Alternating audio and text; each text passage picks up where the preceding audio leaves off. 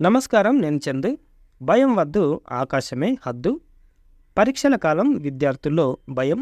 చదివిన అంశాల నుంచి ప్రశ్నలు వస్తాయో రావో, వచ్చినా రాయగలుగుతామో లేదో అంటూ ఆందోళన. దీంతో మానసిక ఒత్తిడికి పెరిగి ఆత్మహత్యల వైపు పయనం చేస్తున్నారు. తమ చదువు తల్లిదండ్రులకు ఆర్థిక భారం కావద్దనే ఆలోచనలతో బలవన్మరణాలకు తెగబడుతున్న దారుణం చూస్తున్నాం. మార్కులు, ర్యాంకులే చదువు కాదని, విద్యతో కలిగే ప్రయోజనం, చదువులో వెనుకబడిన జీవితంలో విజయాలు సాధించిన వారి స్ఫూర్తిగాథలతోటి పిల్లల్లో ధైర్యం నింపాలి. భయం వీడితే జయం మీదేనంటూ తల్లిదండ్రులు, విద్యా సంస్థలు, యాజమాన్యాలు పిల్లల్ని ప్రోత్సహించాలి.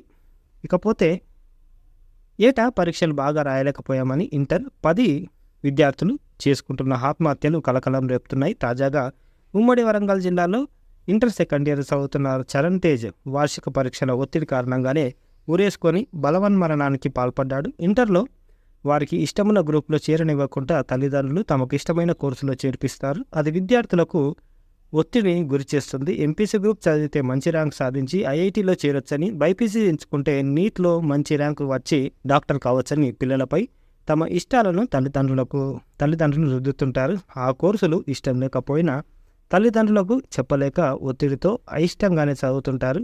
అలాంటి వారు మార్కులు తెచ్చుకోలేక ఆత్మన్యూన్యత అంటే ఇన్ఫీరియారిటీ కాంప్లెక్స్ తోటి ఆత్మహత్య చేసుకోవాలనే అనూహ్య నిర్ణయాన్ని తీసుకుంటున్నారు. బంధువుల పిల్లలు మంచి స్థానంలో ఉన్నారంటూ వారిని ప్రేరణగా తీసుకోవాలని సూచిస్తూ ఒత్తిడి తేవడం. 10వ తరగతి లేకపోతే తరగతి గదుల్లోనూ అంతర్గత పరీక్షల్లో మార్కులు తక్కువ వచ్చినప్పుడు ఉపాధ్యాయులు, అధ్యాపకులు భయపెట్టడంతో వార్షిక పరీక్షల సమయంలో తెలియకుండానే ఆందోళన, ఒత్తిడికి లోనవుతున్నారు.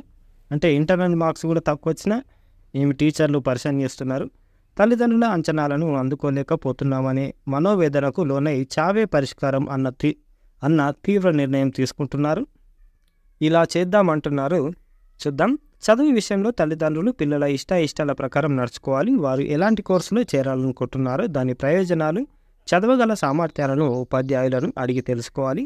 పరీక్షల్లో వచ్చిన మార్కుల గురించి ఆలోచించకుండా పిల్లల్లోని ఇతర నైపుణ్యాలను పెంచుకోవడం వల్ల వారిలో మంచి మార్పు వస్తుంది. విద్యార్థుల్లో ఉన్న భయాన్ని, ఆందోళన అని పారదోలుతూ పరీక్షలలో తక్కువ మార్కులు వచ్చినా మరో మార్గాన్ని ఎంచుకోవచ్చంటూ భరోసా కల్పించాలి.